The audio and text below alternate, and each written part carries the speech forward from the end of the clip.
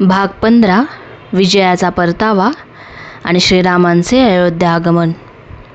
युद्धभूमीवरील धूळ शांत झाली होती.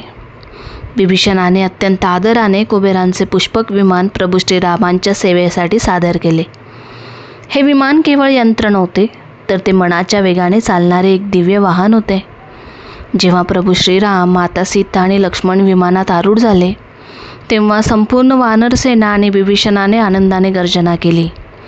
विमान आकाशात झेपावल्यावर श्रीरामांनी सीतेचा हात धरून खाली पाहिले आणि म्हणाले, "पहा सीते, हाच तो सेतुबंध जो वानर सेनेने प्रेमाने रचला. हाच तो दंडकारण्य जिथे आपण वनवासाचे दिवस काढले. हा प्रवास म्हणजे कडू आठवणींना गोड विजयात बदलण्याचा प्रवास होता." नंदीग्राममध्ये भरत सूर्याच्या प्रत्येक किरणाकडे डोळे लावून बसले होते. 14 वर्षाचा अवधी संपायला अवघा काही वेळ उरला होता.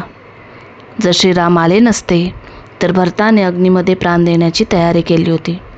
पण तितक्यात हनुमंत वायुवेगाने आले आणि त्यांनी शुभवार्ता दिली. श्रीराम येत आहे. ही बातमी ऐकताच भरताच्या डोळ्यातून आनंदाश्रू वाहू लागले. पुष्पक विमान अयोध्येच्या वेशीवर येताच संपूर्ण नगरी जणू स्वर्गासारखी सजली होती. घराघरांवर भगवे ध्वज फडफडत होते. लहान मुलांपासून वृद्धांपर्यंत प्रत्येकजण श्रीराम आले असे म्हणत धावत सुटत होते. जेव्हा विमान जमिनीवर उतरले तेव्हा प्रभू श्रीरामांनी सर्वप्रथम वशिष्ठ ऋषींचे दर्शन घेतले आणि मग भरताला घट्ट मिठी मारली. हे 2 भावांचे मिलन पाहून देवांनीही आकाशातून पुष्पवृष्टी केली.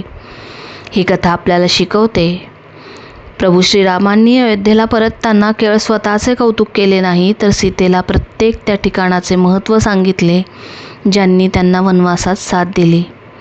आयुष्यात यश मिळाल्यानंतर संघर्षाच्या काळातील सोबत्यांना विसरू नये. भरताने 14 वर्ष रामाच्या पादुका सिंहासनावर ठेवून राज्य केले. हे शिकवते की सत्तेपेक्षा कर्तव्य आणि प्रेम मोठे असते. सोन्याची लंका समोर असूनही रामाला आपली माती प्रिय होती. हे आपल्याला शिकवते की आपल्या मुळाशी जोडून राहण्यातच खरा स्वाभिमान आहे.